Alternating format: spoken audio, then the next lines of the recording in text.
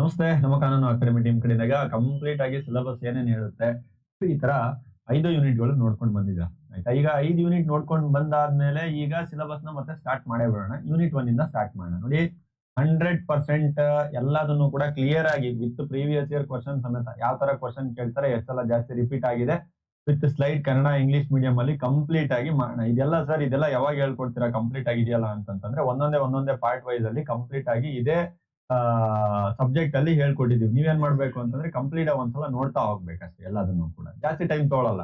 ಆಮೇಲೆ ಜಾಸ್ತಿ ಅರ್ಧ ಗಂಟೆ, ಮುಕ್ಕಾಲು ಗಂಟೆ ಒಂದೊಂದು ವಿಡಿಯೋ ಇಷ್ಟು ಕೂಡ ಎಳಿಯಕ್ ಹೋಗೋದಿಲ್ಲ. ಈ ತರ ಸುಮಾರಿದೆ. ನಾನು ಎಲ್ಲಾ ಸ್ಲೈಡ್ಸ್ ಗಳನ್ನು ತೋರಿಸ್ತಾ ಇಲ್ಲ. ಆಯ್ತಾ, ಸುಮಾರು 100% ಎಲ್ಲ ಸಿಲೆಬಸ್ ಇರುವಂತ ಸುಮಾರು ಸ್ಲೈಡ್ಸ್ ಇದೆ. ಈ ತರ 100% ಕ್ಲಾಸಸ್ ಕೂಡ ಆಗಿರುವಂತ ವಿಡಿಯೋಸ್ ಕೂಡ ಅವೈಲೇಬಲ್ ಇದೆ. ಈಗ ನೀವೇನ್ ಮಾಡ್ಬೇಕು ಅಂತಂದ್ರೆ ಜಸ್ಟ್ ಕೆಳಗಡೆ ಕಾಣ್ತಾ ಇರೋ ನಂಬರಿಗೆ ಕಾಲ್ ಮಾಡಬೇಕು. ಇವತ್ತೇನ್ ಮಾಡೋಣ ಅಂತಂದ್ರೆ ಯೂನಿಟ್ 1 ಇಂದ ಸ್ಟಾರ್ಟ್ ಮಾಡೋಣ. ಯೂನಿಟ್ 1 ಇಂದ ಸ್ಟಾರ್ಟ್ ಮಾಡಿ ಆ ಯೂನಿಟ್ 1 ಅಲ್ಲಿ ಸಿಲೆಬಸ್ ಏನ್ ಹೇಳುತ್ತೆ, ಆ ಸಿಲೆಬಸ್ ತಕ್ಕಂಗೆ ಯಾವ್ದಾದ್ರು ಒಂದು ಕ್ವಶನ್, ಒಂದು ಟಾಪಿಕ್ ಅನ್ನ ಕ್ಲಿಯರ್ ಮಾಡ್ಬೇಡ ಇವತ್ತಿನ ವಿಡಿಯೋದಲ್ಲಿ. ನಾವು ನೋಡಕ್ ಹೋಗ್ತಾ ಇರುವಂತ ಸಬ್ಜೆಕ್ಟ್ ಯಾವುದು ಅಂತಂದ್ರೆ political science organisation and institution ಅಂತೇಳಿ ಸಬ್ಜೆಕ್ಟ್ ನ ನೋಡಕ್ ಹೋಗ್ತಾ ಇದೀವಿ. ಆಲ್ರೆಡಿ 2 ವಿಡಿಯೋಸ್ ಗಳಲ್ಲಿ ಸಬ್ಜೆಕ್ಟ್ ಏನ್ ಹೇಳುತ್ತೆ, ಈ ಸಬ್ಜೆಕ್ಟ್ ಅಂದ್ರೆ ಏನು, ಯಾವ ತರ ಓದ್ಬೇಕು, ಈ ಸಬ್ಜೆಕ್ಟ್ ಯಾಕೆ ಇಟ್ಟಿದ್ದಾರೆ, ಈ ಸಬ್ಜೆಕ್ಟ್ ಆಕ್ಚುಲ್ ಆಗಿ ಏನ್ ಹೇಳುತ್ತೆ ಎಲ್ಲದನ್ನು ಹೇಳಿದೀನಿ. ಇವನ್ ಸಿಲೆಬಸ್ ಕೂಡ ನಾನು ಆಲ್ರೆಡಿ ಹೇಳಿದೀನಿ. ಯಾವ ತರ ಸಿಲೆಬಸ್ ಇದೆ ಏನೆಲ್ಲ ಹೇಳಿದೀನಿ. ಇದರಲ್ಲಿ ಎಲ್ಲಾ ಸಿಲೆಬಸ್ ಕಾಪಿ ಏನಿದೆ, ಇದರಲ್ಲಿ most important previous year question papers ಗಳನ್ನು ಟಾರ್ಗೆಟ್ ಮಾಡ್ತಾ ನಿಮ್ಮ ಸಿಲೆಬಸ್ ಫಿನಿಶ್ ಆಗ್ಬೇಕು. ಆ ತರ ನಿಮ್ಮ ಕಡಿಮೆ ಟೈಮ್ ಅಲ್ಲಿ ಜಾಸ್ತಿ ಸ್ಕೋರಿಂಗ್ ಮಾಡೋ ರೀತಿಯಲ್ಲಿ, ತುಂಬಾ ಕಡಿಮೆ ಟೈಮ್ ಅಲ್ಲಿ ನೀವು ಆರಾಮಾಗಿ ಪಾಸ್ ಆಗೋ ರೀತಿಯಲ್ಲಿ, ಅದು ಒಳ್ಳೆ ನಾಲೆಜ್ ಜೊತೆ ಪ್ಲಾನ್ ಮಾಡ್ಬಿಟ್ಟು ಮಾಡಿರುವಂತಹ ಒಂದು ಮೆಥಡಾಲಜಿ ನಮ್ಮ ಕಾನೂನು ಅಕಾಡೆಮಿ ಕಡೆಯಿಂದ. ಈಗ ಸಿಲೆಬಸ್ ಏನೇನಿದೆ ಅಂತ ನೋಡೋಣ. ಸಿಲೆಬಸ್ ನೀವೇನ ನೋಡ್ತೀರಾ ಅಂತಂದ್ರೆ ಫಸ್ಟ್ ಕಾನ್ಸ್ಟಿಟ್ಯೂಷನ್ ಅಂತ ಇದೆ. ನಾನು ಆಲ್ರೆಡಿ ಹೇಳಿದೆ ಕಾನ್ಸ್ಟಿಟ್ಯೂಷನ್ ಅಂತಂದ್ರೆ ಅದ್ರ ಅರ್ಥ ಏನು, ಇಂಪಾರ್ಟೆನ್ಸ್ ಏನಿದೆ, ಅದ್ರ ಕ್ಲಾಸಿಫಿಕೇಶನ್ ಯಾವ್ಯಾವ ತರ ಡಿವೈಡ್ ಆಗುತ್ತೆ, ಒಳ್ಳೆ ಕಾನ್ಸ್ಟಿಟ್ಯೂಷನ್ ಅಂತ ಕರ್ಸ್ಕೋಬೇಕಾದ್ರೆ ಏನೇನ್ ಕ್ವಾಲಿಟೀಸ್ ಗಳು ಇರ್ಬೇಕು, ಅದು ಫಸ್ಟ್ ಪಾಯಿಂಟ್ ಅಲ್ಲಿ ಓದ್ತೀರಾ. ಎರಡನೇ ಪಾಯಿಂಟ್ ಅಲ್ಲಿ ಕನ್ವೆನ್ಷನ್ಸ್ ಗಳು ಅಂತ ಇದೆ. ಕನ್ವೆನ್ಷನ್ಸ್ ಗಳು ಎಕ್ಸಾಮ್ ಪಾಯಿಂಟ್ ಆಫ್ ವ್ಯೂ ಅಷ್ಟೊಂದೇನು ಇಂಪಾರ್ಟೆಂಟ್ ಇಲ್ಲ. ಸೊ ಎನಿ ಹೌ ಕನ್ವೆನ್ಷನ್ಸ್ ಅಂತಂದ್ರೆ ನಾನು ಆಲ್ರೆಡಿ ಹೇಳಿದೀನಿ, ಸಮಾವೇಶಗಳು, ದೇಶಗಳೆಲ್ಲ ಸೇರ್ಕೊಂಡು ದೊಡ್ಡ ದೊಡ್ಡ ಲೆವೆಲಿಗೆ ಮೀಟಿಂಗ್ ಮಾಡೋದು, ಪ್ರೈಮ್ ಮಿನಿಸ್ಟ್ರು, ಪ್ರೆಸಿಡೆಂಟ್ಸ್, ನಮ್ಮ ದೇಶದವರು ಆಯ್ತಾ, ಫಾರಿನ್ ಮಿನಿಸ್ಟರ್ ಎಲ್ಲ ಹೋಗಿ ಬೇರೆ ದೇಶದ foreign minister, prime minister, president ಅವ್ರ ಜೊತೆ ಎಲ್ಲ ಸೇರ್ಕೊಂಡು ಮಾಡುವಂತ ಒಂದು ಆ ಮಾಡುವಂತ ಒಂದು ಏನಿದೆಯಲ್ವಾ ವ್ಯವಹಾರ, ಇವನ್ನೆಲ್ಲದನ್ನು ಕೂಡ ನಾವೇನಂತ ಕರಿತೀವಿ ಅಂದ್ರೆ ಕನ್ವೆನ್ಷನ್ಸ್ ಗಳು ಅಂತೇಳಿ ಕರಿತೀವಿ. ಇದ್ರದ್ದು ಮೀನಿಂಗ್ ನ ಕಲಿತೀರಾ, ಇಂಪಾರ್ಟೆನ್ಸ್ ನ ಕಲಿತೀರಾ, ಅದಾದ್ಮೇಲೆ ಇದ್ರದ್ದು ಎಕ್ಸಾಂಪಲ್ಸ್ ಗಳು ಯಾವ್ದಾವ್ದಿದೆ ಏನೇನು ಅಂತ ಕಲಿತಾ ಹೋಗ್ತೀರಾ. ಅಷ್ಟೊಂದು ಎಕ್ಸಾಮ್ ಏನ್ ಇಂಪಾರ್ಟೆಂಟ್ ಇಲ್ಲ, ಜಾಸ್ತಿ ತಲೆ ಕೆಡ್ಸ್ಕೊಳಕ್ ಹೋಗ್ಬೇಡಿ. ಆಮೇಲೆ ಅಮೆಂಡ್ಮೆಂಟ್ಸ್ ಒಂದೇ ಟೈಮ್ ಕೇಳಿದಾರೆ ಅಮೆಂಡ್ಮೆಂಟ್ಸ್ ಗಳು ಅಂತಂದ್ರೆ ಅದ್ರದ್ದು ಮತ್ತೆ ಕೊಡ್ಬೇಕಾದ್ರೆ ಇಂಪಾರ್ಟೆಂಟ್ ಓದ್ರಿ, ನೀಡ್ ಓದ್ರಿ, ಮೆಥಡ್ಸ್ ಓದ್ರಿ, ಇಂಡಿಯಾ US ಎಲ್ಲ ಕೊಡ್ತಾರೆ. ಎಕ್ಸಾಮ್ ಅಲ್ಲಿ ಹೈಯೆಸ್ಟ್ ಯಾವ್ದನ್ನ ಕೇಳಿದರೆ ಅದನ್ನ ಟಾರ್ಗೆಟ್ ಇಟ್ಬಿಟ್ಟು ನಾವು ಜಾಸ್ತಿ ನಿಮ್ಮನ್ನ ಲೋಡ್ ಕೊಡದೇ ಇರೋ ಹಾಗೆ ಎಕ್ಸಾಮ್ ಪಾಯಿಂಟ್ ಆಫ್ ವ್ಯೂ ದಲ್ಲಿ ನಿಮ್ಗೆ ಅರ್ಥ ಆಗೋ ರೀತಿಯಲ್ಲಿ ಎಕ್ಸ್ಪ್ಲೈನ್ ಮಾಡಿದೀವಿ. 100% ಕ್ಲಾಸಸ್ ಗಳು ಬೇಕು ಅಂತಂದ್ರೆ ದಯವಿಟ್ಟು ಇಲ್ಲಿ ಕಾಂಟ್ಯಾಕ್ಟ್ ಮಾಡಿ. ಅದಾದ್ಮೇಲೆ ಫಾರ್ಮ್ಸ್ ಆಫ್ ಗವರ್ಮೆಂಟ್ಸ್ ಅಂತ ಇದೆ. ಈ ಫಾರ್ಮ್ಸ್ ಆಫ್ ಗವರ್ಮೆಂಟ್ ಬಗ್ಗೆ ಎಕ್ಸಾಮ್ ಅಲ್ಲಿ ಕೇಳ್ತಾರೆ. Unitary government, federal government, quasi federal government, ಮೂರಕ್ಕೂ ಕೂಡ ಸಪರೇಟ್ ಆಗಿ ಒಂದೊಂದು ವಿಡಿಯೋನ ತಗೊಂಡು ನಾನು ಕ್ಲಿಯರ್ ಮಾಡಿದೀನಿ. ದಯವಿಟ್ಟು ಪ್ಲೇ ಲಿಸ್ಟ್ ಅಲ್ಲಿ ನೋಡಿ. ಅಕಸ್ಮಾತ್ ಏನಾದ್ರು ಪ್ಲೇ ಲಿಸ್ಟ್ ಅಲ್ಲಿ ಯೂಟ್ಯೂಬ್ ಪ್ಲೇ ಲಿಸ್ಟ್, ನಮ್ಮ ಕಾನೂನು ಯೂಟ್ಯೂಬ್ ಪ್ಲೇ ಲಿಸ್ಟ್ ಅಲ್ಲಿ ಏನಾದ್ರು ಸಿಕ್ಕಿಲ್ಲ ಅಂದ್ರೆ 100% ಕ್ಲಾಸಸ್ ಅಲ್ಲಿ ಅದನ್ನ ಕೊಟ್ಟಿರ್ತೀವಿ. ಪೇಯ್ಡ್ ಸಬ್ಸ್ಕ್ರಿಪ್ಷನ್ ಇರುತ್ತೆ, ನೀವು ದಯವಿಟ್ಟು ಇಲ್ಲಿ ಕಾಂಟ್ಯಾಕ್ಟ್ ಮಾಡ್ಬೇಕಾಗುತ್ತೆ. ಕಂಪ್ಲೀಟ್ ಆಗಿ ಇದು ಸಿಲೆಬಸ್ ಅಲ್ವಾ. ಈಗ ಬರೀ ಸಿಲೆಬಸ್ ಆಯ್ತು, ಇಂಟ್ರೊಡಕ್ಷನ್ ಆಯ್ತು, ಒಳಗ್ ನುಗ್ಗನ ಯಾವ್ದಾರ ಒಂದು ಟಾಪಿಕ್ ತಗೊಂಡು ಇವತ್ತಿನ ಟಾಪಿಕ್ ಅಲ್ಲಿ ಏನ್ ತಗೋಣ ಅಂತಂದ್ರೆ ಒಂದು ಕ್ವಶನ್ ತಗೊಳ್ತಾ ಇದೀನಿ. ಅಂದ್ರೆ ಕ್ವಶನ್ ಸಮೇತ ಇದನ್ನ ಮಾಡುವಂತ ಸ್ಕೀಮ್ ನಮ್ದು. ಅಂತಂದ್ರೆ ಇಲ್ಲಿ ಇಂಪಾರ್ಟೆಂಟ್ ಕ್ವಶನ್ಸ್ ಕೂಡ ಕ್ಲಿಯರ್ ಆಗ್ಬೇಕು ನಿಮ್ಮವು, ಇದ್ರ ಜೊತೆ ನಿಮ್ಮ ಸಿಲೆಬಸ್ ಕೂಡ ಕವರ್ ಆಗ್ಬೇಕು. ನೀವು ಇಂಪಾರ್ಟೆಂಟ್ ಕ್ವಶನ್ ಯೂನಿಟಿಗೆ ಒಂದು 6ರಿಂದ ಇಂಪಾರ್ಟೆಂಟ್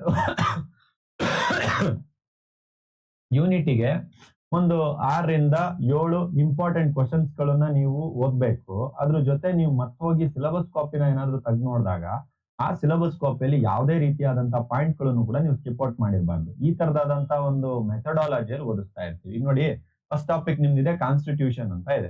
ಈಗ ಕಾನ್ಸ್ಟಿಟ್ಯೂಷನ್ ಅಂತಂದ್ರೆ ಏನು, ಮೀನಿಂಗ್ ಇಲ್ಲಿದೆ ಆಯ್ತಾ. ಈ ಮೀನಿಂಗ್ ಆದ್ಮೇಲೆ ಅದ್ರ ಟೈಪ್ಸ್ ಅಂತ ಕೇಳಿದ್ದಾರೆ. ಅದ್ರ ಟೈಪ್ಸ್ ಕೂಡ ಮುಂದೆ ನಾನು ಎಕ್ಸ್ಪ್ಲೈನ್ ಮಾಡಿದ್ದೀನಿ. ಗುಡ್ ಕ್ವಾಲಿಟಿ ಕಾನ್ಸ್ಟಿಟ್ಯೂಷನ್ ಇನ್ನೊಂದು ವಿಡಿಯೋದಲ್ಲಿ ನಾನು ಎಕ್ಸ್ಪ್ಲೈನ್ ಮಾಡಿದ್ದೀನಿ. ಸೊ ಈ ತರ ನಿಮ್ಮ ಸಿಲೆಬಸ್ ಕವರ್ ಆಗ್ತಾ ಹೋಗ್ತಿರುತ್ತೆ. ಜೊತೆಯಲ್ಲೇ ನಿಮ್ಮ ಹಳೆ ಕ್ವಶನ್ ಪೇಪರ್ಸ್ ಗಳನ್ನು ಕೂಡ ಸಾಲ್ವ್ ಮಾಡ್ತಾ ಹೋಗ್ತೀರಾ. ಈಗ ಪ್ರೆಸೆಂಟೇಶನ್ ಆಗಿರೋದ್ರಿಂದ ನಿಮಗೆ ಇಲ್ಲಿ ನಾನು ಸ್ವಲ್ಪ ಕೊಟ್ಟಿರ್ತೀನಿ ಅಷ್ಟೇ. ನೀವು ಇದನ್ನೇ ಏನ್ ಮಾಡ್ಬೇಕು ಅಂತಂದ್ರೆ ಎಲಾಬ್ರೇಟ್ ಮಾಡ್ಬೇಕು. ನಾನು ಹೇಳಿರ್ತೀನಿ ಗೊತ್ತಾ, ವರ್ಬಲಿ ಹೇಳಿರ್ತೀನಲ್ವಾ, ಅದನ್ನೇ ನೀವೇನ್ ಮಾಡ್ಬೇಕು ಅಂದ್ರೆ ನಾರ್ಮಲ್ ಆಗಿ ನಿಮ್ ಲ್ಯಾಂಗ್ವೇಜ್ ಅಲ್ಲೇ ಬರೀರಿ. ಎಕ್ಸಾಮ್ ಅಲ್ಲಿ ನೀವು ಹೇಗ್ ಬರಿಬೇಕು, ಎಷ್ಟ್ ಪೇಜ್ ಬರಿಬೇಕು, ಏನ್ ಬರಿಬೇಕು ಎಲ್ಲದನ್ನು ಮಾಡಿರುವಂತ ವಿಡಿಯೋ ಇದೆ ನಮ್ಮ ಯೂಟ್ಯೂಬ್ ಚಾನಲ್ ಅಲ್ಲಿ. ಹೋಗ್ಬಿಟ್ಟು ಸರ್ಚ್ ಮಾಡಿ ಒಂದ್ಸಲ ನೋಡಿ. ಹೌ ಟು ರೈಟ್ ಎಕ್ಸಾಮ್ಸ್ ಅಂತ ಹೇಳಿ ಸಿಗುತ್ತೆ, ಹೌ ಟು ಸ್ಕೋರ್ ಮೋರ್ ಅಂತ ನೋಡಿ ಸಿಗುತ್ತೆ. ಅದನ್ನ ನೀವು ಒಂದ್ಸಲ ಸರ್ಚ್ ಔಟ್ ಮಾಡಿ. ಈಗ ಇಂಟ್ರೊಡಕ್ಷನ್ ಅಂತ ಇದೆ ನೋಡಿ. ಕ್ವಶನ್ ಏನ್ ಕೇಳಿದಾನೆ ಅಥವಾ ಟಾಪಿಕ್ ಏನಿದೆ, ಕಾನ್ಸ್ಟಿಟ್ಯೂಷನ್ ಅಂತಂದ್ರೆ ಏನು, ಅದ್ರ ಡೆಫಿನೇಷನ್ ಹೇಳಿ, ಆಮೇಲೆ ಯಾವ ಯಾವ ಟೈಪ್ಸ್ ಆಫ್ ಕಾನ್ಸ್ಟಿಟ್ಯೂಷನ್ಸ್ ಗಳನ್ನ ನಾವು ನೋಡ್ಬೋದು ಅಂತ ಕ್ವಶನ್ ಕೇಳಿದಾನಂತ ಅನ್ಕೊಳ್ಳಿ. ಸೊ ಈ ತರ ಕೇಳಿದಾಗ ಇಂಟ್ರೊಡಕ್ಷನ್ ಅಲ್ಲಿ ಬರೀತೀರಾ. ಬೇಸಿಕಲಿ ಕಾನ್ಸ್ಟಿಟ್ಯೂಷನ್ ಅಂತಂದ್ರೆ ಏನು? ಕಾನ್ಸ್ಟಿಟ್ಯೂಷನ್ ಅಂತಂದ್ರೆ ತುಂಬಾ ಸಿಂಪಲ್. ಈಗ ಎರಡು ತರ ಇದೆ. ಇಲ್ಲಿ ಒಂದು ಗೌರ್ಮೆಂಟ್ ಇದೆ, ಸರ್ಕಾರ ಇದೆ. ಇಲ್ಲಿ ಪ್ರಜೆಗಳಿದ್ದಾರೆ. ಯಾರು? ಪೀಪಲ್, ಜನ ಇದೀವಿ, ನಾವಿದೀವಿ. ನಾವು ನೀವೆಲ್ಲ ಏನ್ ಪಾಠ ಕೇಳ್ತೀವಿ, ನಾವಿದೀವಿ. ಈಗ ಫಸ್ಟಿಗೆಲ್ಲ ಏನ್ ನಡೀತಾ ಇತ್ತು ಅಂತಂದ್ರೆ ರಾಜ್ರು ಇದ್ರು. ರಾಜ್ರು ಏನ್ ಮಾಡ್ತಾ ಇದ್ರು? ಅವ್ರು ಆಳ್ವಿಕೆ ನಡೆಸ್ತಾ ಇದ್ರು, ಪ್ರಜೆಗಳಿದ್ರು, ಇವರೆಲ್ಲ ಏನ್ ನಡೆಸ್ಕೊಂಡು ಹೋಗ್ತಾ ಇದ್ರು. ಈಗ ಆತರ ಸಿಸ್ಟಮ್ ಅಲ್ಲ. ಈಗ ಎಲೆಕ್ಷನ್ ಸಿಸ್ಟಮ್. ಯಾರಾದ್ರೂ ರಾಜ್ರಾಗ್ಬೋದು, ಯಾರಾದ್ರೂ ಮಂತ್ರಿಗಳಾಗ್ಬೋದು, ಏನಾದ್ರೂ ಆಗ್ಬೋದು. ಅವ್ರವರ ಇಂಟೆಲೆಕ್ಚುಯಲ್ ಕೆಪಾಸಿಟಿ, ಅವ್ರವ್ರ ಇರುವಂತ ಕೆಪಾಸಿಟಿ ಮೇಲೆ ಹೋಗುತ್ತದು. ಈಗ ಗೌರ್ಮೆಂಟ್ ಅಂತ ಬಂದಿದ ತಕ್ಷಣ ಈಗಿರೋ ಗೌರ್ಮೆಂಟ್ ಯಾವುದು? ಏನವ್ರೇನ್ ರಾಜ್ರ ಮಕ್ಕಳ? ರಾಜನ್ ಮಗ ರಾಜ ಆಗಿರೋದಲ್ಲ. ಯಾರು ಸೆಲೆಕ್ಟ್ ಮಾಡಿರೋದು? ನಾವು ಸೆಲೆಕ್ಟ್ ಮಾಡಿರೋದು. ಯಾರನ್ನ? ಗೌರ್ಮೆಂಟ್. ಸರಿನಾ? ನಾವು ಗೌರ್ಮೆಂಟ್ ಅವನ್ನ ಸೆಲೆಕ್ಟ್ ಮಾಡಿ ಕಳಿಸಿ ಪಾರ್ಲಿಮೆಂಟ್ ಅಸೆಂಬ್ಲಿಯಲ್ಲಿ MLA MP ಗಳು ಮಾಡ್ಬಿಟ್ಟು ಪಾರ್ಲಿಮೆಂಟ್ ಅಸೆಂಬ್ಲಿ ಫಾರ್ಮೇಶನ್ ಮಾಡ್ಬಿಟ್ಟಿದೀವಿ. ಈಗ ಅವರು ನಡ್ಸ್ಕೊಂಡು ಹೋಗ್ಬೇಕು. ನಡ್ಸ್ಕೊಂಡು ಹೋಗ್ತಿದ್ದಾರೆ, ಓಕೆ ಆಯ್ತು. ಇವ್ರು ನಡ್ಸ್ಕೊಂಡು ಹೋಗ್ತಿದ್ದಾರೆ ಅನ್ನ ಏನ್ ನಡ್ಸ್ಕೊಂಡು ಹೋಗ್ತಾ ಇದಾರೆ, ಮತ್ತೆ ಅವೆಲ್ಲ ಲೆಕ್ಕಾಚಾರ ಏನ್ ನಡ್ಸ್ಕೊಂಡು ಹೋಗ್ಬೇಕು? ರೂಲ್ಸ್ ಅಂಡ್ ರೆಗ್ಯುಲೇಷನ್ ಬುಕ್ ಎಲ್ಲಿದೆ? ಆ ರೂಲ್ಸ್ ರೆಗ್ಯುಲೇಷನ್ ಪ್ರೊಸೀಜರ್ ನ ಬುಕ್ ಮಿಡ್ಲ್ ಅಲ್ಲಿ ಇರುವಂತ ಕಾನ್ಸ್ಟಿಟ್ಯೂಷನ್. ಅಂದ್ರೆ ಈಗ ಅರ್ಥ ಆಯ್ತಾ? ಕಾನ್ಸ್ಟಿಟ್ಯೂಷನ್ ಅಂತಂತಂದ್ರೆ ಗೌರ್ಮೆಂಟ್ ಮತ್ತೆ ನಾರ್ಮಲ್ ಪೀಪಲ್ ಮಧ್ಯದಲ್ಲಿರುವಂತ ಒಂದು ಕಮ್ಯುನಿಕೇಶನ್ ಗೋಸ್ಕರ ಬರ್ದಿರುವಂತ ಬುಕ್. ಅಂತಂದ್ರೆ ಗೌರ್ಮೆಂಟ್ ಹೇಳುತ್ತೆ ಪೀಪಲ್ಸ್ ಗಳಿಗೆ ನಾನು ಇಂತಿಂತ ಫೆಸಿಲಿಟಿ ಕೊಡ್ತೀನಿ, ನಾನು ಇಂತಿಂತ ಪ್ರೊಸೀಜರ್ ಫಾಲೋ ಮಾಡ್ತೀನಿ, ಒಬ್ಬ MLA ಕರ್ತವ್ಯಗಳಿದು, ನಾನು ಇಂತಿಂತೆಲ್ಲ ಕೊಡ್ತೀನಿ. ಅದೇ ರೀತಿ ಜನಾನು ಕೂಡ ತನ್ನ ಮೂಲಭೂತ ಹಕ್ಕುಗಳನ್ನ ಕೇಳ್ತಾರೆ ಗೌರ್ಮೆಂಟ್ ಅವ್ರ ಹತ್ರ. ಏನಂತೇಳಿ? ನನ್ನ ಧಾರ್ಮಿಕ ಹಕ್ಕು, ನನ್ನ ಶೈಕ್ಷಣಿಕ ಹಕ್ಕು. ಆಮೇಲೆ ಏನಾದ್ರು ಪ್ರೊಸೀಜರ್ ಉಲ್ಟಾ ಪಲ್ಟಾ ಏನಾದ್ರು ಮಾಡಿದ್ರೆ ಕೋರ್ಟ್ ಕೇಸ್ ಹಾಕೊಳ್ಳಕ್ಕೆ ಪವರ್ ಇರೋದೇ ಕಾನ್ಸ್ಟಿಟ್ಯೂಷನ್. ಸೊ ಕಾನ್ಸ್ಟಿಟ್ಯೂಷನ್ ಒಂಥರ ಹೇಳ್ಬೇಕು ಅಂತಂದ್ರೆ ರೂಲ್ ಬುಕ್. ಆಯ್ತಾ? ಯಾವ್ದ್ರ ರೂಲ್ ಬುಕ್? ಗೌರ್ಮೆಂಟ್ ನ ಮೇನ್ ರೂಲ್ ಬುಕ್ ಕಾನ್ಸ್ಟಿಟ್ಯೂಷನ್. ನಿಮ್ಗೆ ಅರ್ಥ ಮಾಡ್ಸಕ್ ಹೇಳ್ತಾ ಇರೋದು ಕಾನ್ಸ್ಟಿಟ್ಯೂಷನ್ ಅಂದ್ರೆ ಏನು ಅಂತೇಳಿ ಜನರಲ್ ಮೀನಿಂಗ್ ಅಲ್ಲಿ. ಈಗ ಅದನ್ನೇ ಸ್ವಲ್ಪ ನಾವು ಲೈನ್ ಬೈ ಏನನ್ನ ನೋಡ್ತೀವಿ ಅಂದ್ರೆ ಕಾನ್ಸ್ಟಿಟ್ಯೂಷನ್ ಇದೆ ಸುಪ್ರೀಂ ಲಾ ಆಫ್ ಈ ಸ್ಟೇಟ್. ಪ್ರತಿ ಒಂದು ಸ್ಟೇಟ್ ನಲ್ಲಿ ಕಾನ್ಸ್ಟಿಟ್ಯೂಷನ್ ಅನ್ನುವಂಥದ್ದು ಒಂದು ಸರ್ವೋಚ್ಚ ಕಾನೂನಾಗಿದೆ. ಅಂದ್ರೆ ಅತ್ಯಂತ ದೊಡ್ಡ ಕಾನೂನಾಗಿದೆ. The rules regarding the organisation powers and function of the government. ನಾ ಹೇಳಿನಲ್ವಾ, ಇದು ಫಂಕ್ಷನ್ ಮಾಡ್ತಾ ಇದೆ ಗೌರ್ಮೆಂಟ್ ಮತ್ತೆ ಪೀಪಲ್ ಮಧ್ಯದಲ್ಲಿ. ಏನಕ್ಕೋಸ್ಕರ? ನಾವು ಆರ್ಗನೈಸೇಷನ್ ಹೇಗ್ ಮಾಡ್ಕೊಳ್ತೀವಿ, ನಾವು ಪವರ್ಸ್ ನ ಹೇಗೆ ನಡೆಸ್ತೀವಿ, ನಮ್ಮ ಫಂಕ್ಷನ್ಸ್ ಗಳು ಯಾವ ರೀತಿ ಇರುತ್ತೆ ಅಂತೇಳಿ ಎಕ್ಸ್ಪ್ಲೈನ್ ಮಾಡುವಂತ ಒಂದು ಬುಕ್ ಇದು ಕಾನ್ಸ್ಟಿಟ್ಯೂಷನ್ ಅಂತ ಹೇಳ್ತಾ ಇದ್ದಾರೆ. ಅಂದ್ರೆ ಮೂಲಭೂತ ಲಕ್ಷಣಗಳು, ನಾಗರಿಕರು, ಆಮೇಲೆ ರಾಜ್ಯಗಳ ನಡುವಿನ ಸಂಬಂಧವನ್ನು ತಿಳಿಸುವಂತ ಒಂದು ಬುಕ್. ಇದರಲ್ಲಿ basically basic futures of the state, ಆ ರಾಷ್ಟ್ರದ, ಸ್ಟೇಟ್ ಅಂತಂದ್ರೆ ಇಲ್ಲಿ ರಾಷ್ಟ್ರ, ರಾಜ್ಯ ಅಲ್ಲ.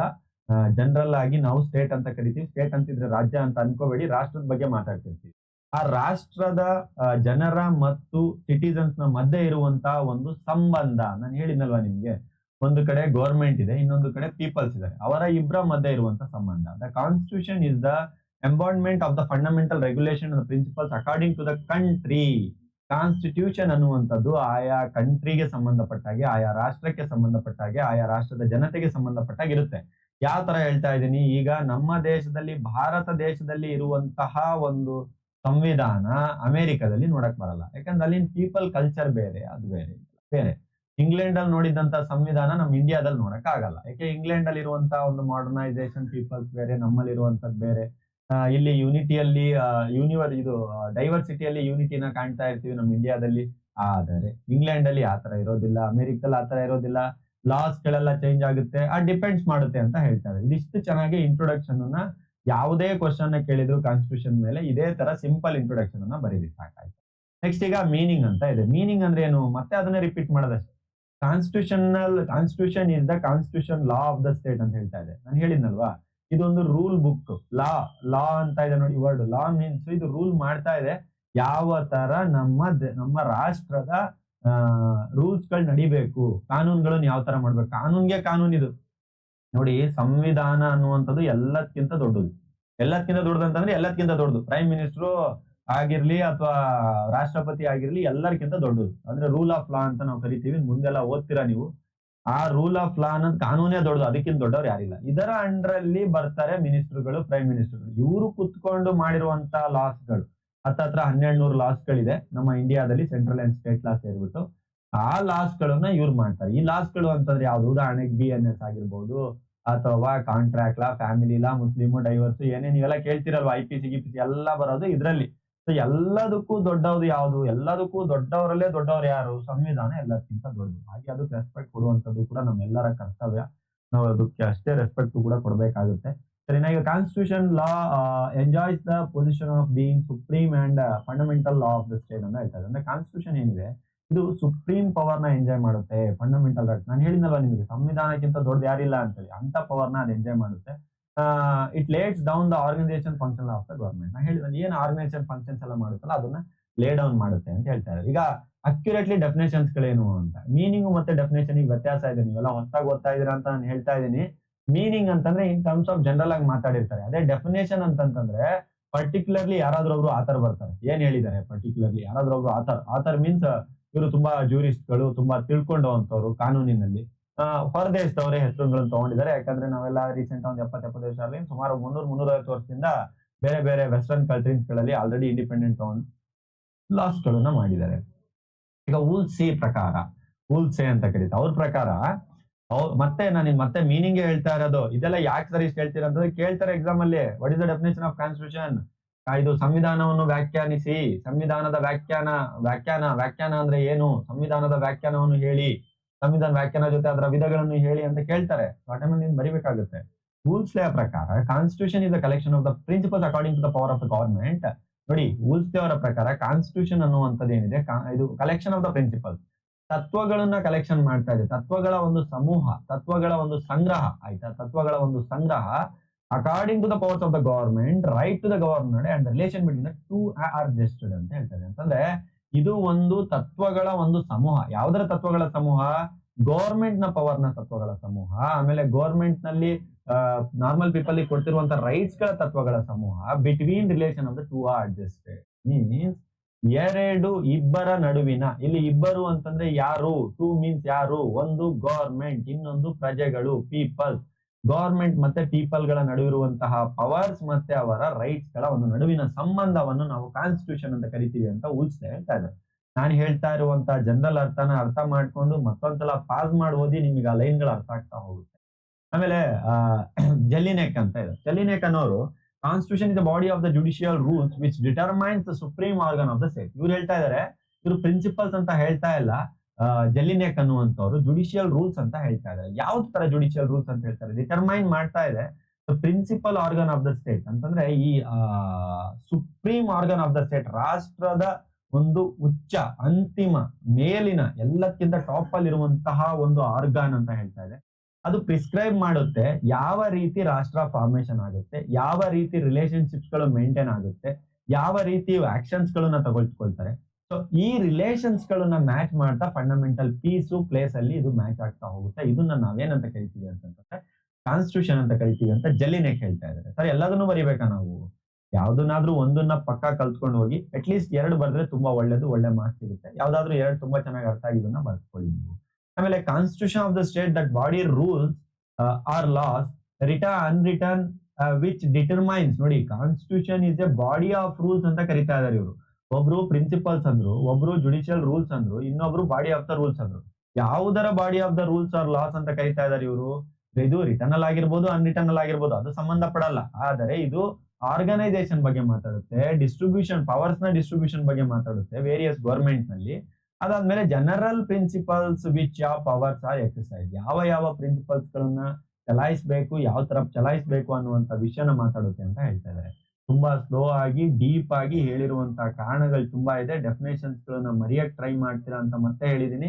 ಇದನ್ನ ಏನ್ ಮಾಡ್ಬೇಕು ಅಂದ್ರೆ ಸ್ಪ್ಲಿಟ್ ಮಾಡ್ತಾ ಹೋಗ್ಬೇಕು. ಒಂದನ್ನ ಸ್ಪ್ಲಿಟ್ ಮಾಡಿ ತೋರ್ತೀನಿ. ಈಗ ಉಲ್ಸೆ ಹೇಳಿರೋ ಪ್ರಕಾರ ಅವ್ರು ಹೇಳ್ತಾ ಇದ್ದಾರೆ ಇದು ಪ್ರಿನ್ಸಿಪಲ್ಸ್ ಗಳಂತೆ. ಯಾವ್ದರ ಪ್ರಿನ್ಸಿಪಲ್ಸ್ ಗಳು?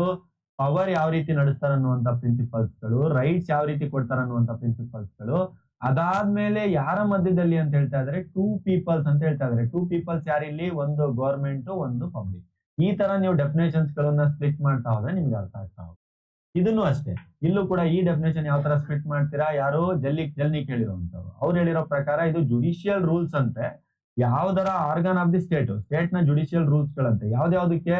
ಹೇಗೆ ಕ್ರಿಯೇಷನ್ ಮಾಡ್ತಾರೆ, ಅದಾದ್ಮೇಲೆ ಹೇಗೆ ರಿಲೇಶನ್ಶಿಪ್ಸ್ ಗಳನ್ನ ಹೊಂದಿದೆ, ಹೇಗೆ ಆಕ್ಷನ್ ತಗೊಳ್ತಾರೆ, ಆಮೇಲೆ ರಿಲೇಶನ್ಶಿಪ್ ಏನಿದೆ ಇದರ ಮಧ್ಯದಲ್ಲಿ ಅನ್ನುವಂಥದ್ದಕ್ಕೆ ಡೆಫಿನೇಷನ್ ಅಂತೆ. ಈ ತರ ನೀವೇನ್ ಮಾಡ್ಬೇಕು ಅಂತಂದ್ರೆ ಸ್ಪ್ಲಿಟ್ ಮಾಡಿ, ಕಟ್ ಮಾಡಿ, ಟ್ರೈ ಮಾಡಿ ಅರ್ಥ ಮಾಡ್ಕೊಳಕ್ ಟ್ರೈ ಮಾಡ್ಬೇಕು. ಈ ತರ ಅರ್ಥ ಮಾಡ್ಕೊಂಡಾಗ್ಲೇ ಸೆಕ್ಷನ್ ಆಗ್ಲಿ ಅಥವಾ ನಿಮ್ಮ ಈ ಡೆಫಿನೇಷನ್ಸ್ ಗಳಾಗ್ಲಿ ಅರ್ಥನೂ ಆಗುತ್ತೆ, ಜ್ಞಾಪಕನೂ ಇರುತ್ತೆ, ಎಕ್ಸಾಮ್ ಅಲ್ಲೂ ಕೂಡ ಆರಾಮಾಗಿ ಬರೀತೀರಾ. ಇದೇ ತರ 100% ಕ್ಲಾಸಸ್ ಗಳಿಗೆ ಕೆಳಗಡೆ ಇರುವಂತ ನಂಬರ್ ಗಳಿಗೆ ಕಾಲ್ ಮಾಡಿ ದಯವಿಟ್ಟು. ವೆಲ್ ಈಗ ಅದಾದ್ಮೇಲೆ ನೆಕ್ಸ್ಟ್ ಇದರಲ್ಲಿ ಟೈಪ್ಸ್ ಆಫ್ ಕಾನ್ಸ್ಟಿಟ್ಯೂಷನ್ ಅಂತ ಇದೆ. ಇಲ್ಲಿ ನಾನು ಜಸ್ಟ್ ಕೀವರ್ಡ್ಸ್ ಗಳು ಮಾತ್ರ ಕೊಟ್ಟಿರ್ತೀನಿ. ಎಕ್ಸಾಮ್ ಅಲ್ಲಿ ಈ ಕೀವರ್ಡ್ಸ್ ಗಳು ನೀವು ಬರ್ದಿರಲೇಬೇಕು. ಇದ್ರ ಮುಂದೆ ನೀವು ಒಂದ್ ಸ್ವಲ್ಪ ಎಕ್ಸ್ಪ್ಲನೇಷನ್ ಓನ್ ಆಗಿ ಬರ್ದ್ರೆ ನಡೆಯುತ್ತೆ, ಏನ್ ಸಮಸ್ಯೆ ಇಲ್ಲ. ಇಲ್ಲಿ ಬುಕ್ಸ್ ಗಳು ಹೇಗಿದೆ ಹಾಗೆ ತಗೊಂಡೋಗಿ ಬರಿಬೇಕಂತೇಳಿ ಲಾ ಹೇಳೋದಿಲ್ಲ. ಲಾ ಏನ್ ಹೇಳುತ್ತೆ ಅಂತಂದ್ರೆ ಅಂಡರ್ಸ್ಟ್ಯಾಂಡಿಂಗ್ ಬಗ್ಗೆ ಮಾತಾಡುತ್ತೆ. ನಿಮಗೆ ಎಷ್ಟ್ರ ಮಟ್ಟಿಗೆ ಅರ್ಥ ಆಗಿದೆ ಆ ಕಾನ್ಸೆಪ್ಟ್ ಅಂತ ಮಾತಾಡುತ್ತೆ. ಅಂಡರ್ಸ್ಟ್ಯಾಂಡಿಂಗ್ ಅಂತ ಬಂತು ಅಂತಂದ್ರೆ ನಮ್ಮ ಕಾನೂನು ಯಾವುದೇ ಕಾರಣಕ್ಕೂ ಹಿಂಜರಿಯಲ್ಲ ಅಂಡರ್ಸ್ಟ್ಯಾಂಡಿಂಗಿಗೆ. ಎಕ್ಸ್ಪ್ಲನೇಷನ್ ಅಂತ ಬಂದಾಗ ಇಲ್ಲಿ ಯಾವ್ದೋ ಒಂದ್ 4 ಲೈನ್ ಕೊಟ್ಬಿಟ್ಟು ಅದನ್ನೇ ಬರೀರಿ ಅನ್ನುವಂತ ತಪ್ಪು. ನಾನು ಪ್ರತಿ ಕಾನ್ಸೆಪ್ಟ್ ಅನ್ನು ನಿಮ್ಗೆ ಅರ್ಥ ಮಾಡಿಸ್ತಾ ಹೋಗ್ತೀನಿ. ಕಾನ್ಸೆಪ್ಟ್ ಈ ತರ ಇದೆ, ನೀವು ಈ ತರ ಅರ್ಥ ಮಾಡ್ಕೋಬೇಕು ಅಂತ ಪ್ರತಿ ಕಾನ್ಸೆಪ್ಟ್ ಅನ್ನು ಕೂಡ ನಾನು ಅರ್ಥ ಮಾಡಿಸ್ತಾ ಹೋಗ್ತೀನಿ. ನೀವೇನ್ ಮಾಡ್ಬೇಕು, ಆ ಕಾನ್ಸೆಪ್ಟ್ ಅನ್ನು ಅರ್ಥ ಮಾಡ್ಕೊಂಡು ನಿಮ್ಮ ಓನ್ ಎಕ್ಸ್ಪ್ಲನೇಷನ್ ನೀವು ಬರೀತಾ ಹೋಗ್ಬೇಕು. ನಾನು ತುಂಬಾ ಸಿಂಪಲ್ ಆಗಿ ಅರ್ಥ ಮಾಡಿಸ್ತೀನಿ. ಲಾ ತುಂಬಾ ಸಿಂಪಲ್ ಇದೆ ಆಯ್ತಾ. ಸುಮ್ಮನೆ ತಲೆ ಕೆಡ್ಸಿದ್ದಾರೆ ಆ ಕಡೆ ಈ ಕಡೆ, ಅದು ಇದು ಕಷ್ಟ ಅಂತ ಸುಮ್ಮನೆ ತಲೆ ಕೆಡ್ಸೋದು. ತುಂಬಾ ಸಿಂಪಲ್ ಆಗಿರೋದ್ಲ. ಲಾದಲ್ಲಿ ಟೈಪ್ಸ್ ಆಫ್ ಕಾನ್ಸ್ಟಿಟ್ಯೂಷನ್ ನಿಮಗೆ ಗೊತ್ತಿದೆ. Return constitution. ರಿಟರ್ನ್ ಕಾನ್ಸ್ಟಿಟ್ಯೂಷನ್ ಅಂತಂದ್ರೆ ಏನ್ ಹೇಳಿ, ಬರೆದಿ ಇಟ್ಟಿರುವಂತ ಕಾನ್ಸ್ಟಿಟ್ಯೂಷನ್. ನಮ್ಮ ಸಂವಿಧಾನದಲ್ಲಿ ನಾವು 395 ಆರ್ಟಿಕಲ್ ಇದೆ, ಒಂದ್ 12 ಶೆಡ್ಯೂಲ್ ಇದೆ, ಒಂದ್ 25 ಪಾರ್ಟ್ ಇದೆ. ಇದೆಲ್ಲ ಬರ್ದಿಟ್ಟಿದ್ದಾರೆ, ಒಂದು ಬುಕ್ ಮಾಡಿ ಇಟ್ಟಿದ್ದಾರೆ. ಅದನ್ನ ನಾವು ಬರ್ದಿಟ್ಟಿರುವಂತ ಕಾನ್ಸ್ಟಿಟ್ಯೂಷನ್ ರಿಟರ್ನ್ ಕಾನ್ಸ್ಟಿಟ್ಯೂಷನ್ ಅಂತ ಕರಿತೀವಿ. Indian constitution return constitution. ಅದಾದ್ಮೇಲೆ ಅಮೆರಿಕನ್ ಕಾನ್ಸ್ಟಿಟ್ಯೂಷನ್ ರಿಟರ್ನ್ ಕಾನ್ಸ್ಟಿಟ್ಯೂಷನ್. ಅರ್ಥ ಆಯ್ತಾ ನಿಮಗೆ. ಈಗ ಅನ್ರಿಟರ್ನ್ ಕಾನ್ಸ್ಟಿಟ್ಯೂಷನ್ ಬರ್ದಿಡಲ್ಲ. ಈಗ ಒಂದು ಸ್ವಲ್ಪ ಉದಾಹರಣೆಗೆ ಹೇಳ್ತಾ ಇದ್ದಾರೆ. ಹಳೆಯ ರಾಜರ ಕಾಲದಲ್ಲಿ ಅವ್ರು ಹೇಳಿದ್ದೇ ಶಾಸನ, ಮಾಡಿದ್ದೇ ಇದು. ಯಾವುದೇ ರೀತಿಯಾದಂತ ರೈಟಿಂಗ್ಸ್ ಗಳು ಇರ್ತಿರ್ಲಿಲ್ಲ, ಕಾನೂನುಗಳು ಇರ್ತಿರ್ಲಿಲ್ಲ. ಅನ್ರಿಟರ್ನ್ ಕಾನ್ಸ್ಟಿಟ್ಯೂಷನ್ ಸ್ಟಿಲ್ ನಡೀತಾ ಇದೆ. ಅನ್ರಿಟರ್ನ್ ಕಾನ್ಸ್ಟಿಟ್ಯೂಷನ್ ಎಸ್, ಸ್ಟಿಲ್ ಕೂಡ ಅನ್ರಿಟರ್ನ್ ಕಾನ್ಸ್ಟಿಟ್ಯೂಷನ್ ಕೆಲವೊಂದು ಈಗ ಜಸ್ಟ್ ಚೇಂಜ್ ಆಗ್ತಿರುವಂತ ಕಂಟ್ರೀಸ್ ಗಳಲ್ಲಿ ಅಂತಂದ್ರೆ ಈಗ ಡೆಮೋಕ್ರೆಟಿಕ್ ಕಂಟ್ರೀಸ್ ಆಗ್ತಿರುವಂತ ಚೇಂಜಸ್ ಗಳಲ್ಲಿ ಇದೆ. ಅದನ್ನ ಅನ್ರಿಟರ್ನ್ ಕಾನ್ಸ್ಟಿಟ್ಯೂಷನ್ ಅಂತೀವಿ. ರೆಜಿಡ್ ಕಾನ್ಸ್ಟಿಟ್ಯೂಷನ್ ಅಂತ ಇದೆ. ರೆಜಿಡ್ ಕಾನ್ಸ್ಟಿಟ್ಯೂಷನ್ ಅಂತಂದ್ರೆ ಏನು ಅಂತಂದ್ರೆ ಮೀನಿಂಗ್, ರೆಜಿಡ್ ಕಾನ್ಸ್ಟಿಟ್ಯೂಷನ್ ನ ಮೀನಿಂಗ್ ಏನು ಅಂತಂದ್ರೆ ತುಂಬಾ ಸಿಂಪಲ್ ಆಗಿ ಯಾವುದೇ ಕಾರಣಕ್ಕೂ ಬದಲಾಗದೇ ಇರುವಂತ ಕಾನ್ಸ್ಟಿಟ್ಯೂಷನ್ ಅಂತಂದ್ರೆ. ಈಗ ಉದಾಹರಣೆಗೆ ಹೇಳ್ತಾ ಇದ್ದೀನಿ, ಒಂದು ಎಕ್ಸಾಂಪಲ್, ನೀವು ಇದೇ ತರ ಎಕ್ಸಾಂಪಲ್ ಅಂತ ಬರಬೇಕು. ಒಂದು ಉದಾಹರಣೆಗೆ 1950 ನಮ್ಮ ಕಾನ್ಸ್ಟಿಟ್ಯೂಷನ್ ನಾವೇನ್ ಮಾಡಿದ್ವಿ ಅಂತಂದ್ರೆ ಎನಾಕ್ಟ್ಮೆಂಟ್ ತಂದ್ವಿ. 1950 ಬಂದಂತ ನಮ್ಮ ಕಾನ್ಸ್ಟಿಟ್ಯೂಷನ್ ಇಲ್ಲಿವರೆಗೂ ಸುಮಾರು 100ರಿಂದ 110 ಸಲ ಬದಲಾವಣೆಯನ್ನ ನೋಡಿದೆ. ಅಂತಂದ್ರೆ ಈಗ ಆರ್ಟಿಕಲ್ 12 ಅಂತಿದೆ ಅಂತಂದ್ರೆ, ಅನುಚ್ಛೇದ 12 ಅಂತಿದೆ ಅಂತಂದ್ರೆ ಅದನ್ನ ಅಮೆಂಡ್ಮೆಂಟ್ ಮಾಡ್ತಾರೆ. ಈಗ ಸಣ್ಣ ಉದಾಹರಣೆ ಹೇಳ್ತೀನಿ ಇದಕ್ಕೆ. ಈಗ GST ಅಂತ ಬಂತು. GST ಯಾವಾಗ ಬಂತು? 2017 ಬಂತು. ಈ 2017 ಗಿಂತ ಮುಂಚೆ GST ಇರ್ಲಿಲ್ಲ. ಬೇರೆ ಕಾನ್ಸೆಪ್ಟ್ ಇತ್ತು, ವ್ಯಾಟ್ ಅಂತ ಇತ್ತು, ಅದಕ್ಕೊಂದು ಬೇರೆ ಲಾ ಇತ್ತು. ಅದನ್ನ ಅಮೆಂಡ್ಮೆಂಟ್ ಮಾಡಿದ್ರು ಕಾನ್ಸ್ಟಿಟ್ಯೂಷನ್ ಅಲ್ಲಿ. ಈಗ ಏನಾದ್ರೂ ನಮ್ಮ ರೆಜಿಡ್ ಕಾನ್ಸ್ಟಿಟ್ಯೂಷನ್ ಆಗಿದ್ರೆ ಯಾವುದೇ ಕಾರಣಕ್ಕೆ ಬದಲಾವಣೆ ಮಾಡಕ್ ಬರ್ತಿರ್ಲಿಲ್ಲ. ಅದನ್ನ ನಾವು ರೆಜಿಡ್ ಕಾನ್ಸ್ಟಿಟ್ಯೂಷನ್. ಅದಾದ್ಮೇಲೆ ಸರ್, ಈಗ ಬದಲಾವಣೆ ಮಾಡಬಹುದಾದಂತ ಕಾನ್ಸ್ಟಿಟ್ಯೂಷನ್ ಯಾವುದು? ಫ್ಲೆಕ್ಸಿಬಲ್ ಕಾನ್ಸ್ಟಿಟ್ಯೂಷನ್, ಹೊಂದಿಕೊಳ್ಳುವ ಕಾನ್ಸ್ಟಿಟ್ಯೂಷನ್. ನಮ್ದೇನಿದೆಯಲ್ಲ ಇಂಡಿಯನ್ ಕಾನ್ಸ್ಟಿಟ್ಯೂಷನ್ ಬಂದ್ಬಿಟ್ಟು ಫ್ಲೆಕ್ಸಿಬಲ್ ಕಾನ್ಸ್ಟಿಟ್ಯೂಷನ್. ನಾವು ಸಮಾಜದ ಬದಲಾವಣೆ, ಸೊಸೈಟಿಕಲ್ ಚೇಂಜಸ್ ನ ಪ್ರಕಾರ ಸ್ವಲ್ಪ ಕಾನ್ಸ್ಟಿಟ್ಯೂಷನ್ ಕೂಡ ನಾವು ಬದಲಾಯಿಸ್ತಾ ಇರ್ತೀವಿ. ನಾವು ಅದನ್ನ ಫ್ಲೆಕ್ಸಿಬಲ್ ಕಾನ್ಸ್ಟಿಟ್ಯೂಷನ್ ಅಂತೇಳಿ ಕರಿತೀವಿ. ಅದಾದ್ಮೇಲೆ ಎನಾಕ್ಟೆಡ್ ಕಾನ್ಸ್ಟಿಟ್ಯೂಷನ್ ಜಾರಿಗೆ ತಂದಂತ ಸಂವಿಧಾನ. ಈಗ ಹೇಗೆ ಹೇಳ್ತಾ ಇದೀನಿ ಅಂತಂದ್ರೆ 1947 ನಮಗೆ ಸ್ವಾತಂತ್ರ್ಯ ಬಂತು. ನಾವು ಅವಾಗ ಸಂವಿಧಾನನ ಮಾಡೋಣ ಅಂತ ಪ್ಲಾನ್ ಮಾಡಿದ್ವಿ, ಆದ್ರೆ ಅದನ್ನ ಎನಾಕ್ಟ್ ಮಾಡ್ಲಿಲ್ಲ. ಅದನ್ನ ಅಂಬೇಡ್ಕರ್ ಅವರ ನೇತೃತ್ವದಲ್ಲಿ ಬರಿತಾ ಹೋದ್ರು. ಒಂದಿಷ್ಟು ಕಮಿಟಿ ಎಲ್ಲ ಮಾಡ್ಕೊಂಡು ಒಬ್ಬೊಬ್ಬನೊಂದೊಂದು ಕಮಿಟಿ ತಗೊಂಡ್ರು. ಫಂಡಮೆಂಟಲ್ ರೈಟ್ ಒಬ್ರು ಕಮಿಟಿ ತಗೊಂಡ್ರು, ಆಮೇಲೆ directive principle state of policy ಒಬ್ರು ಕಮಿಟಿ ತಗೊಂಡ್ರು. ಈ ತರ ಒಬ್ಬೊಬ್ರು ಒಂದೊಂದೊಂದೊಂದು ಕಮಿಟಿ ತಗೊಂಡು ಎಲ್ಲರೂ ಏನ್ ಮಾಡಿದ್ರು, under the leadership of Ambedkar 1940 ಬರೆಯಕ್ ಸ್ಟಾರ್ಟ್ ಮಾಡಿದ್ರು. ಆದ್ರೆ ಅದು ಸಬ್ಮಿಟ್ ಮಾಡಿದ್ ಯಾವಾಗ? 1950. ಈಗ 1947 ಇಂದ 1950 ತನಕ ಏನು ಇನ್ನು ರೆಡಿ ಆಗ್ತಿತ್ತಲ್ಲ, ಅದನ್ನ ನಾವ್ ಏನಂತ ಕರಿತೀವಿ ಅಂದ್ರೆ ಎವಾಲ್ವ್ಡ್ ಕಾನ್ಸ್ಟಿಟ್ಯೂಷನ್. ವಿಕಸನಗೊಳ್ಳುತ್ತಿರುವ ಅಂತ ತಗೊಳ್ಳಿ, ಎವಾಲ್ವ್ಡ್ ಅಂತ ಬರಲ್ಲ. ವಿಕಸನಗೊಳ್ಳುತ್ತಿರುವ ಕಾನ್ಸ್ಟಿಟ್ಯೂಷನ್, ಇನ್ನೊಂದು ಟೈಪ್ ಆಫ್ ಕಾನ್ಸ್ಟಿಟ್ಯೂಷನ್ ತಗೊಳ್ಬಹುದು. ಈಗ ಒನ್ಸ್ ಇದು 100% ಆಗ್ಬಿಟ್ಟು 1950 ಬಂತು ಅಂತಂದ್ರೆ ಅದನ್ನ ನಾವು ಎನಾಕ್ಟೆಡ್ ಕಾನ್ಸ್ಟಿಟ್ಯೂಷನ್. ಎನಾಕ್ಟ್ಮೆಂಟ್ ಜನವರಿ 26. ಈಗ ಜ್ಞಾಪಿಸ್ಕೊಳ್ಳಿ, ಎಲ್ಲ ಜನವರಿ 26 ಫ್ಲಾಗ್ ಹಾರಿಸಿರ್ತೀರಾ, ಎಲ್ಲ ಮಾಡಿರ್ತೀರಾ. ಯಾಕೆ, ಏನು ರೀಸನ್ ಇಲ್ಲ, ಎಂತಿಲ್ಲ. ಜನವರಿ 26, 1950ಕ್ಕೆ ನಮ್ಮ ದೇಶದ ಸಂವಿಧಾನವನ್ನು ನಾವು ಪ್ರಜಾ ಡೆಮೋಕ್ರೆಟಿಕ್ ಕಂಟ್ರಿ, ಪ್ರಜಾತಾತ್ಮಕ ನಾವು ದೇಶವಾಗಿ ನಮ್ಮನ್ನು ನಾವು ಘೋಷಣೆ ಮಾಡಿಕೊಂಡು, ಸಾರ್ವಭೌಮತ್ವ ದೇಶ, ಸವರ್ನಿಟಿ ಕಂಟ್ರಿ ಆಗಿ ಘೋಷಣೆ ಮಾಡಿಕೊಂಡು, ಪ್ರಜಾಸತ್ತಾತ್ಮಕ ನಾವು ಕಂಟ್ರಿ ಆಗಿ ಯಾರಿಗೂ ಕೂಡ ನಾವು ಡಿಪೆಂಡೆಂಟ್ ಇಲ್ಲ. ನಮ್ಮ ಡಿಸಿಷನ್ ನಾವೇ ತಗೊಳ್ತೀವಿ, ಸ್ವತಂತ್ರನ ಘೋಷಿಸ್ಕೊಂಡಿವಿ, ನಮ್ದೇ ಆದ ಸಂವಿಧಾನ ಇದೆ, ಜಾತ್ಯತೀತವಾಗಿ ನಾವು ಎಲ್ಲಾ ಇರ್ತೀವಿ ಅನ್ನುವಂಥದ್ದನ್ನ ಘೋಷಣೆ ಮಾಡ್ಕೊಂಡಿದ್ದು 1950 ಜನವರಿ 26. ಅದಕ್ಕೆ ಅದನ್ನ ಆಚರಣೆ ಮಾಡೋದು. ಈ ತರ ಒಂದು ಸಲ ಘೋಷಣೆ ಮಾಡ್ಕೊಂಡ್ರೆ ಅದು ಎನಾಕ್ಟೆಡ್ ಕಾನ್ಸ್ಟಿಟ್ಯೂಷನ್ ಆಗುತ್ತೆ. ಇದು ಏನಿಲ್ಲ, ಇದು ಈಗ 1950 ಇಂದ 2020 ಪ್ಲಸ್ ಅಂದ್ರೆ 25, 26 ಅಲ್ಲಿ ಈಗೆಲ್ಲ ನಾವೇನಿದೀವಲ್ವಾ. ಸೊ ಈಗ ಬಂದೊಂದು 60-70 ವರ್ಷ ಆಗಿದೆ. ಇದೇನಾಗಿದೆ ಅಂದ್ರೆ ಎವಾಲ್ವ್ಡ್ ಆಗಿದೆ, ವಿಕಸನಗೊಂಡಿದೆ ಅಂತಂದ್ರೆ ತಿದ್ದುಪಡಿ ಆಗಿದೆ, ಅಮೆಂಡ್ಮೆಂಟ್ ಆಗಿದೆ, ಕರೆಕ್ಷನ್ ಮಾಡಿದರೆ, ಸರಿ ಮಾಡಿದರೆ, ಬಿಲ್ ಪಾಸ್ ಮಾಡಿದರೆ, ಇದ್ರ ಮೇಲೆ ವರ್ಕ್ ನಡೀತಾ ಇದೆ, ಇದ್ರ ಮೇಲೆ ಇದೇನ್ ಕಾನ್ಸ್ಟಿಟ್ಯೂಷನ್ ಬಂದಿರ್ತಾರೆ, ಎಂ ಎಲ್ ಎ ಅಪಾಯಿಂಟ್ ಆಗ್ತಾರೆ, ಎಂ ಪಿ ಅಪಾಯಿಂಟ್ ಆಗ್ತಾರೆ ಅಂದ್ರೆ ಉದಾರ ಆಗಿದೆ ಅಂತ. ಸೊ ಇದನ್ನೆಲ್ಲದನ್ನು ಟೈಪ್ಸ್ ಆಫ್ ಕಾನ್ಸ್ಟಿಟ್ಯೂಷನ್ ಅಂತೀವಿ. ಇಲ್ಲಿ ಎಕ್ಸ್ಪ್ಲನೇಷನ್ ನಿಮ್ಗೆ ಯಾಕೆ ಹೇಳಿಲ್ಲ ಅಂತಂತಂದ್ರೆ, ನೀವು ಎಕ್ಸ್ಪ್ಲನೇಷನ್ ನಮ್ಮ ನೋಟ್ಸ್ ಅನ್ನು ನಾವು ಕೊಟ್ಟಾಗಿದೆ. ನೀವು ಕೂಡ ಏನ್ ಮಾಡಿ ಅಂತಂದ್ರೆ ಎಕ್ಸ್ಪ್ಲನೇಷನ್ ಸ್ವಲ್ಪ ಓನ್ ಆಗಿ ಬರೆಯಕ್ ಸ್ಟಾರ್ಟ್ ಮಾಡಿ, ಆಯ್ತಾ. ಬಟ್ ನಾನು ಪ್ರೆಸೆಂಟೇಷನ್ ಏನ್ ಕೊಟ್ಟಿರ್ತೀನಿ ಆ ಕೀವರ್ಡ್ಸ್ ಗಳು ನಿಮ್ ಎಕ್ಸಾಮ್ ಅಲ್ಲಿ ಮಿಸ್ ಆಗೋ ಹಾಗಿಲ್ಲ. ನಾನು ಪ್ರೆಸೆಂಟೇಷನ್ ಅಲ್ಲಿ ಮೇನ್ ಕೀವರ್ಡ್ಸ್ ಗಳು ಬರ್ದಿರ್ತೀನಿ. ಈ ಕೀವರ್ಡ್ಸ್ ಗೆ ಒಂದ್ 4 ಲೈನ್ ಗಳನ್ನ ನೀವು ಬರಿತಾ ಹೋದ್ರೆ ನೀವು ಆರಾಮ ಒಂದು 5-6 ಪೇಜ್ ತುಂಬುತ್ತೆ, ಆಯ್ತಾ. ಸೊ ಇದಿಷ್ಟು ಇವತ್ತಿನ ವಿಡಿಯೋ. ಮುಂದಿನ ವಿಡಿಯೋದಲ್ಲಿ ನಾವೇನ್ ಕಲಿಯೋಣ ಅಂತಂದ್ರೆ, ಒಂದು ಒಳ್ಳೆ ಕಾನ್ಸ್ಟಿಟ್ಯೂಷನ್ ಅಂತಂತಂದ್ರೆ ಯಾವ ರೀತಿ ಇರಬೇಕು ನೋಡಿ. ಈಗ ಕಾನ್ಸ್ಟಿಟ್ಯೂಷನ್ ಅಂದ್ರೆ ಏನಂತ ಅರ್ಥ ಮಾಡ್ಕೊಂಡ್ರಿ, ಒಂದ್ 2-3 ಡೆಫಿನೇಷನ್ ಅರ್ಥ ಮಾಡ್ಕೊಂಡ್ರಿ. ಕಾನ್ಸ್ಟಿಟ್ಯೂಷನ್ ಯಾಕೆ ಬೇಕಂತಾನು ಗೊತ್ತಾಯ್ತು. ಇಲ್ಲೇ ನಿಮ್ಗೆ ಅರ್ಥ ಆಯ್ತು ಕಾನ್ಸ್ಟಿಟ್ಯೂಷನ್ ಯಾಕೆ ಬೇಕು, ಇಂಪಾರ್ಟೆನ್ಸ್ ಅಂತ ಏನಾದ್ರು ಕೇಳಿದ್ರೆ ಜನಗಳ ಮಧ್ಯೆ ಡಿಸ್ಕಷನ್ ಗೆ, ರೈಟ್ಸ್ ಕೇಳಕ್ಕೆ, ಪವರ್ಸ್ ಕೇಳಕ್ಕೆ, ಆರ್ಗನೈಸರ್ ಡಿಸ್ಟ್ರಿಬ್ಯೂಷನ್ ಮಾಡಕ್ಕೆ ಇಷ್ಟೇ ಇರೋದು, ಅದ್ರಲ್ಲಿ ಏನಿಲ್ಲ. ಈಗ ಒಳ್ಳೆ ಕಾನ್ಸ್ಟಿಟ್ಯೂಷನ್ ಅಂತ ಕರ್ಸ್ಕೊಳ್ಬೇಕಪ್ಪ. ಒಳ್ಳೆ ಕಾನ್ಸ್ಟಿಟ್ಯೂಷನ್ ಕರ್ಸ್ಕೊಳ್ಬೇಕು ಅಂದ್ರೆ ಅದಕ್ಕೆ ಏನೇನ್ ಕ್ವಾಲಿಟೀಸ್ ಇರಬೇಕು, ಎಕ್ಸಾಮ್ ಪಾಯಿಂಟ್ ಆಫ್ ವ್ಯೂದಲ್ಲಿ ಕೇಳಿರುವಂತ ಸಾಧ್ಯತೆಗಳಿದೆ. ಆ ಪಾಯಿಂಟ್ಸ್ ಗಳನ್ನು ಕೂಡ ಒಂದು 8 ಹತ್ತಲ್ಲ 12-13 ಪಾಯಿಂಟ್ಸ್ ಗಳು ನಾನು ಮುಂದಿನ ವಿಡಿಯೋದಲ್ಲಿ ಡಿಸ್ಕಸ್ ಮಾಡ್ತೀನಿ. ಓಕೆ, ಇವತ್ತಿನ ವಿಡಿಯೋದಲ್ಲಿ ಏನ್ ಮಾಡೋಣ ಅಂತಂತಂದ್ರೆ, ಇರುವಂತಹ ಕಾನ್ಸೆಪ್ಟ್ ಅಲ್ಲಿ ಇವತ್ತು ಏನ್ ಡಿಸ್ಕಸ್ ಮಾಡಿದ್ವಿ ಅಂತ ಒಂದು ಕ್ವಿಕ್ ರಿವಿಷನ್ ಮಾಡೋಣ. ಇವತ್ತಿನ ವಿಡಿಯೋದಲ್ಲಿ ನಾವು ಡಿಸ್ಕಸ್ ಮಾಡಿದ್ ಏನ್ ಕಾನ್ಸೆಪ್ಟ್ ಅಂತಂತಂದ್ರೆ, ಸಿಲೆಬಸ್ ಪಾಯಿಂಟ್ ಅನ್ನ ಡಿಸ್ಕಸ್ ಮಾಡಿದ್ವಿ. ಫಸ್ಟ್ ಸಿಲೆಬಸ್ ಪಾಯಿಂಟ್ ಅಲ್ಲಿ constitution, convention, amendment, forms of government ಅನ್ನ ಸ್ಟಡಿ ಮಾಡ್ತೀವಿ ಅಂತ ಹೇಳಿದ್ವಿ. ಆಫ್ಟರ್ ದಟ್ ನಾವು ಕಾನ್ಸ್ಟಿಟ್ಯೂಷನ್ ನಲ್ಲೇ ಇದು ಮೀನಿಂಗು, ಇಂಟ್ರೊಡಕ್ಷನ್, ಡೆಫಿನೇಷನ್ ನೋಡಿದ್ವಿ. ನಾನು ಎಲ್ಲ ಹೇಳ್ದೆ, ಒಂದು ಗೌರ್ಮೆಂಟ್ ಇರುತ್ತೆ, ಇನ್ನೊಬ್ರು ಪಬ್ಲಿಕ್ ಇರುತ್ತೆ. ಗೌರ್ಮೆಂಟ್ ಮತ್ತೆ ಪಬ್ಲಿಕ್ ನ ಮಧ್ಯೆ ಇರುವಂತ ರಿಲೇಶನ್ಶಿಪ್, ಅವರ ಮಧ್ಯೆ ಇರುವಂತ ಪವರ್ಸ್, ಅವರ ಮಧ್ಯೆ ಇರುವಂತ ರೈಟ್ಸ್, ಇದೇ ಕಾನ್ಸೆಪ್ಟ್ ನ ಮೀನಿಂಗ್ ಅಲ್ಲೂ ಕೂಡ ಹೇಳ್ತಾ, ಇದೇ ಕಾನ್ಸೆಪ್ಟ್ ನ ಸ್ವಲ್ಪ ಲೈನ್ ಅಲ್ಲಿ ಪ್ಯಾರಾವೈಸ್ ಅಲ್ಲಿ ಮಾಡ್ತಾ, ಈ ಊಲ್ಸೆ ಅಥವಾ ಜೆಲ್ಲಿನೆಕ್, ಗ್ರೀಲ್ ಕ್ರಿಸ್ಟ್ ಅನ್ನುವಂತಾರೆ ಏನಿದ್ದಾರೆ, ಇವರು ಡಿಕ್ಲೇರ್ ಮಾಡಿ ಹೇಳಿದಾರೆ ಅಷ್ಟೇ. ಅದು ಬಿಟ್ರೆ ಇದ್ರಲ್ಲಿ ಏನು ಅಂತ ತಿಳ್ಕೊಂಡು ದೊಡ್ಡ ಸಾಧನೆ ಮಾಡುವಂತ ವಿಷಯ ಇಲ್ಲ ಇದರಲ್ಲಿ. ಟೈಪ್ಸ್ ಆಫ್ ಕಾನ್ಸ್ಟಿಟ್ಯೂಷನ್ ಹೇಳ್ದೆ, ಯಾವ್ದನ್ನ ಬರ್ದಿಟ್ಟಿದ್ದಾರೆ ಅದನ್ನ ನಾವು ರಿಟರ್ನ್ ಕಾನ್ಸ್ಟಿಟ್ಯೂಷನ್ ಅಂತ ಕರಿತೀವಿ. ಯಾವ್ದನ್ನ ನಾವು ಬರ್ದಿಟ್ಟಿಲ್ಲ, ಅನ್ರಿಟರ್ನ್ ಅಂತೀವಿ, ರೆಜಿಡ್ ಕಾನ್ಸ್ಟಿಟ್ಯೂಷನ್ ಅಂತೀವಿ. ಆಮೇಲೆ ಎವಾಲ್ಡ್ ಕಾನ್ಸ್ಟಿಟ್ಯೂಷನ್ ಅಂತಂತಂದ್ರೆ ಆಲ್ರೆಡಿ ಉದಾರ ಆಗಿರುವಂತದ್ದು, ಸುಮಾರು ವರ್ಷಗಳ ನಂತರ ನಡೆದಿರುವಂತ ಕಾನ್ಸ್ಟಿಟ್ಯೂಷನ್. ಫ್ಲೆಕ್ಸಿಬಲ್ ಕಾನ್ಸ್ಟಿಟ್ಯೂಷನ್ ಅಂತ ಕರಿತೀವಿ. ಫ್ಲೆಕ್ಸಿಬಲ್ ಕಾನ್ಸ್ಟಿಟ್ಯೂಷನ್ ಅಂತಂತಂದ್ರೆ ಯಾವ್ದು ಫ್ಲೆಕ್ಸಿಬಲ್ ಆಗಿರುತ್ತೆ, ನಾವು ಅಮೆಂಡ್ಮೆಂಟ್ ಮಾಡಬಹುದು, ಅದನ್ನ ಫ್ಲೆಕ್ಸಿಬಲ್ ಕಾನ್ಸ್ಟಿಟ್ಯೂಷನ್ ಅಂತ ಕರಿತೀವಿ.